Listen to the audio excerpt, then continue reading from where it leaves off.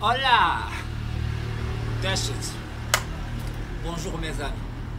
Dans cette vidéo, Inch'Allah, je vais parler de les bienfaits de la prière par rapport à la méditation. Dans cette chaîne-là, je parle des bienfaits de la méditation. J'essaie de comparer cette notion universelle, mais que dans l'islam, on a plus de chances d'avoir les gains de cette pratique qui est la méditation. Une petite chose et une grande chose qui est importante, c'est que au moment du soujoud, notre front touche la terre. Et quand notre front touche la terre, le sang descend au cerveau. Mais dans quelle partie bien précisément? Il descend là, au troisième œil, la chakra de la sagesse et la chakra de la manifestation.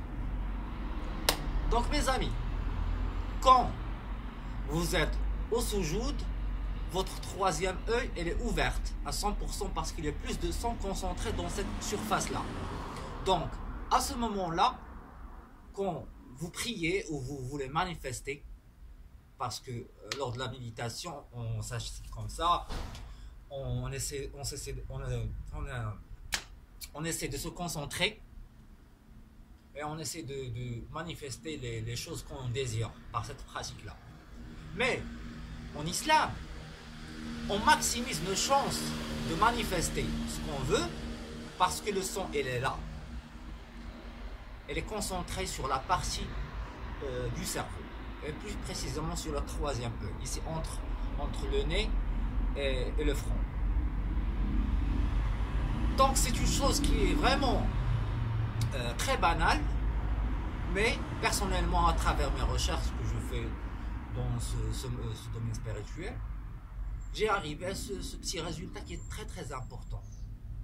Je dis pas que la méditation style bouddhisme ne marche pas, ou la méditation style christianisme ne marche pas.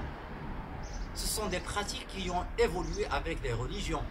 Et la dernière religion, l'islam, et elle est venue par la meilleure pratique de la méditation. Voilà. Donc mes amis, j'espère que vous avez profité de ce knowledge, ce savoir. Si vous aimez partager, abonnez-vous, likez, des commentaires. Et merci. C'était Dachit de Salé, Rabat, Maroc. Peace.